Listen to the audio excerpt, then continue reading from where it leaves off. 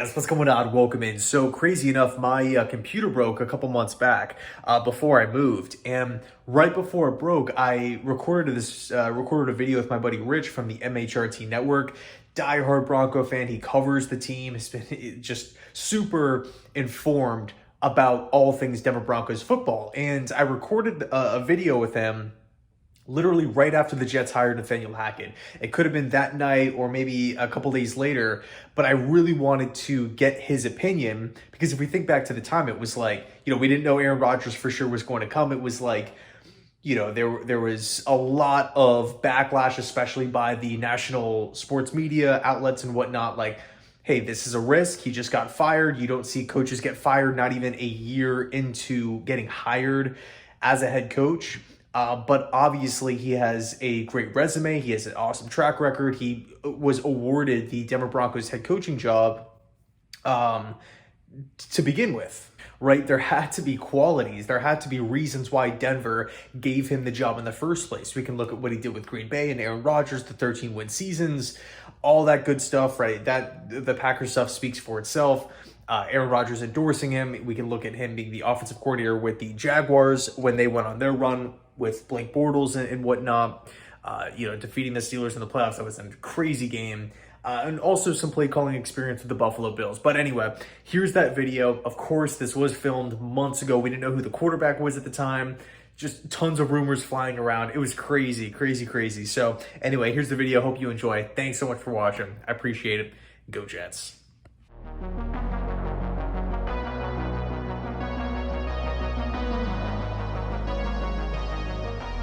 All right, guys, what's going on? Welcome in. In this one, I am joined by my buddy Rich from the MHRT network. What's going on, man? Hey, how are you doing?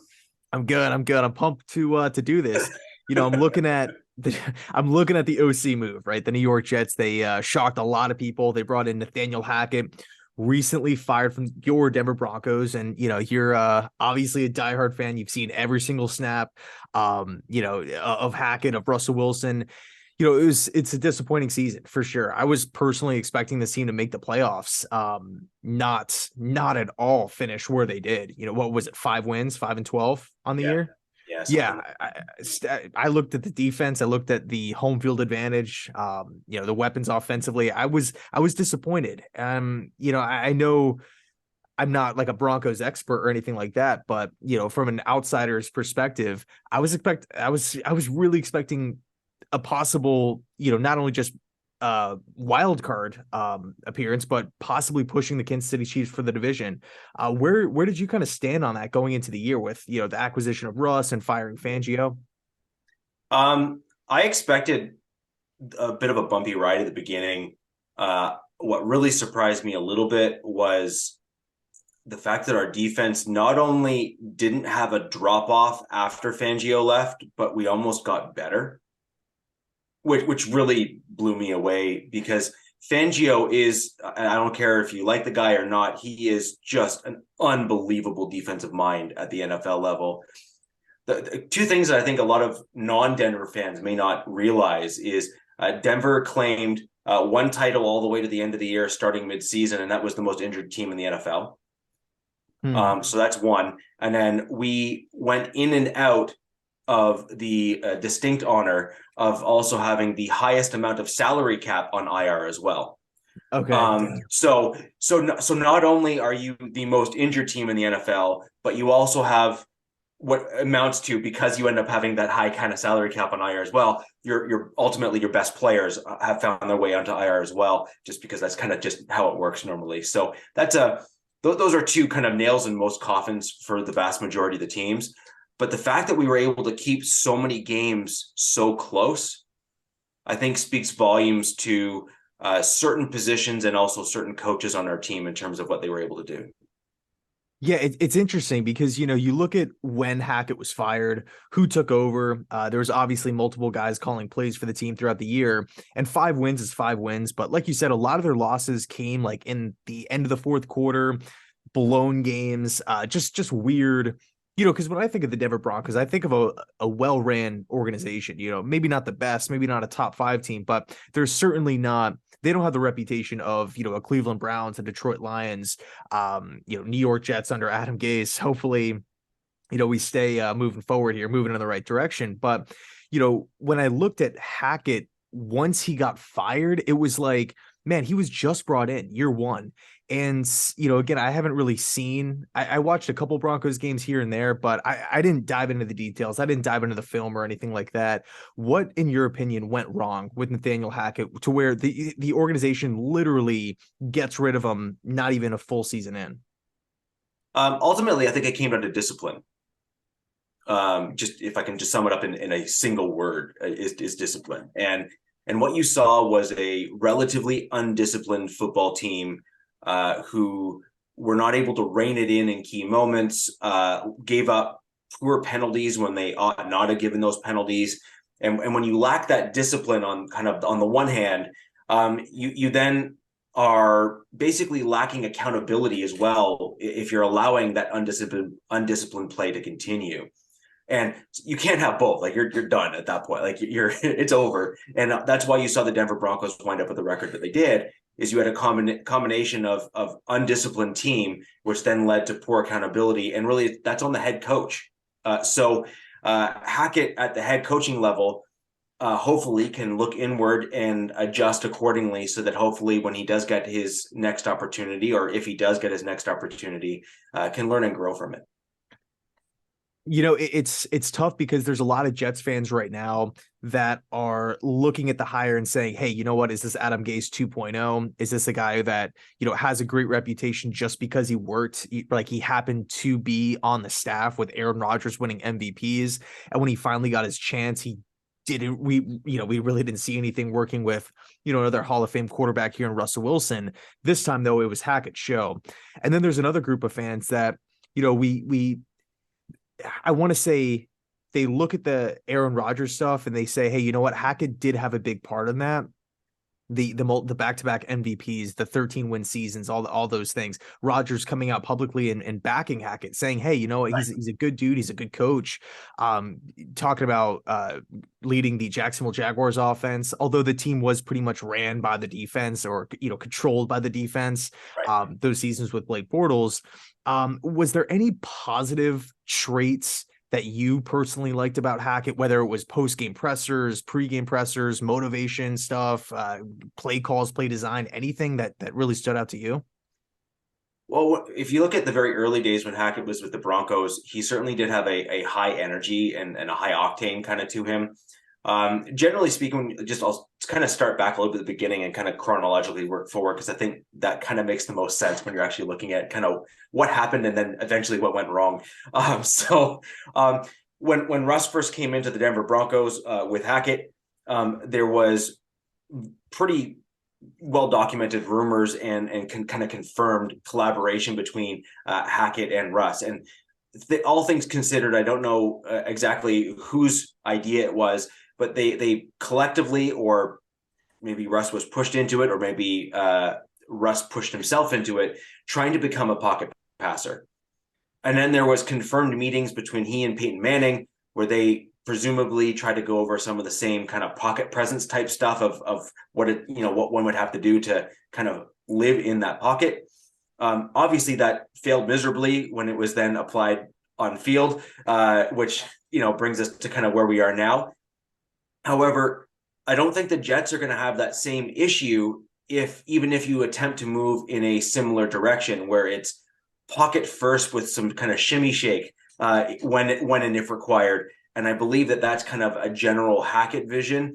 That's what you saw from Aaron Rodgers as well, because then you can have a guy that's still playing at an absolute incredibly high level, well into his late 30s, potentially even into his mid 40s, really, if you wanted, because you're not taking the aggressive hits and egregious hits from a 240-pound linebacker coming downhill and slamming you in the knees. So I think that's the first issue there. Now, if you look as you go deeper into the season, maybe second and third game in, you started to really see Hackett's offense, which is what you guys are going to be mostly concerned with, because that's what he's going to be calling for you guys. It was actually pretty solid overall. When you looked at what was happening, you saw KJ Hamler throwing his helmet down to the sideline because he was wide open on multiple occasions based on scheme plays. Again, all you need to do is go back and look at the film and the tape. I mean, remember, those were all primetime games where you saw these, helmet throws and outbursts and stuff. So it's not like I'm making stuff up, or I'm kind of presenting Broncos homer information to say everything was fine. Yeah, Um, I think that game was actually against the Chargers early on a primetime yeah, game. I could be mistaken. exactly. Yeah, exactly. And and then you had a bunch of other games that both preceded that and came after that, where you saw multiple wide open crossers. You saw multiple wide open seam routes, and also deep routes that were more of either KJ Hamler being open or some other guys being open. And then it seemed like just every so often Russ would finally hit one, but there was so many more where he just completely missed or didn't see people down the field. And that is on the OC to make corrections and adjustments. So as much as I want to say his offense was really good because there's a bunch of guys open, I would be very curious to see if that was a Hackett shortfall, or if that was, maybe some Russell Wilson influence and perhaps others saying, no, keep it the way it is. Yeah, and like I feel like naturally, right, early on in the season, you kind of gravitate towards the benefit of the doubt with Russ. Hall of Fame quarterback, he's won a Super Bowl. I mean, year after year after year of great play, just signed this massive extension. Hackett's the first time head coach. It's Hackett's first time doing pretty much everything here.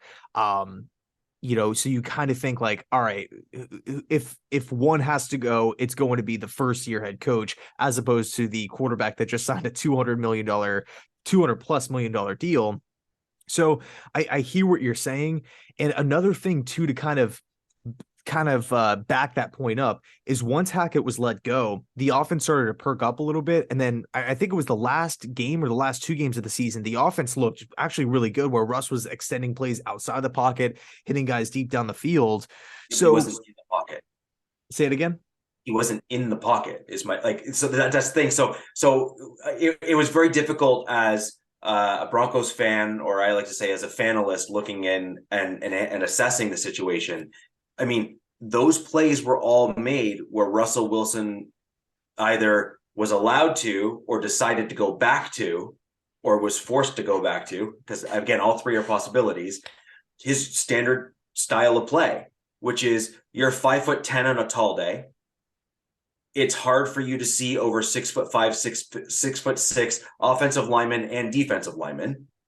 And if the right, blockages occur in those plays, you need to move in order to then see those wide receivers down the field to make that throw. And he finally started doing it again. Yeah, it's cool because well, I don't want to say cool. I guess it's more so interesting. It is like a double-edged sword, because on one hand, you have Hackett's system working. Like you said, like there's guys Right. wide open, there's Yeah. teammates are getting frustrated. But then on the other hand, it's like, okay, at some point you have to adjust your system to the personnel. You don't want to be hard-headed and say, oh, this is my system, we have to run it the way it is. So you could kind of look at it from either end of the spectrum. But let's say you were a Jet fan, knowing what you know about Hackett, seeing how last season unfolded, watching the post-game pressers, would you be a little weary if you're a Jet fan, or would you be more so excited? I know it's not one or the other, like completely. Maybe it could be a little bit of both, but is there anything that the Jets fans can look forward to here with the Hackett hiring? I'd be more excited than anything personally if I were to, take this off and throw on a Jets hat and pretend for a day. I would actually be more excited than not. I mean, the most critical thing about so many of these offensive minded, whether it be head coaches or just coaches in general or offensive coordinators, is can they scheme players open, and can they allow the quarterback the time in order to make an open window or an open throw or lead receivers based on the scheme and the design and all that kind of stuff. And the answer to that is yes. Now, the bigger question from the Jets' perspective, in my mind, is going to be which quarterback is Hackett going to be working with? Oh yeah, right. I mean, if I again Jets hat on, that's my biggest question: is which quarterback is he going to be working with? Are you guys going to attempt to bring Wilson back out, or are you guys going to lean back with White? Who knows? And it's a huge question, in my opinion, because the skill sets of both quarterbacks are slightly different. And one has shown to be a little bit more mindful with the football and have some other things, but the other one has shown that when he's on, he's on. Hmm. And I Yeah, mean, you know what I mean? Like that's my biggest question if I'm, coming from the Jets perspective is who's my QB? Like who's throwing the ball? yeah. No, it's trust me. I mean, you are not the only person that is, thinking that there's rumors about Aaron Rodgers, possibly. There's rumors about Derek Carr, Jimmy G, all the available guys, right? Or guys that could be made available. There was a Right. big push for Lamar Jackson early on, a couple of weeks ago before this whole extension or lack thereof talk was happening.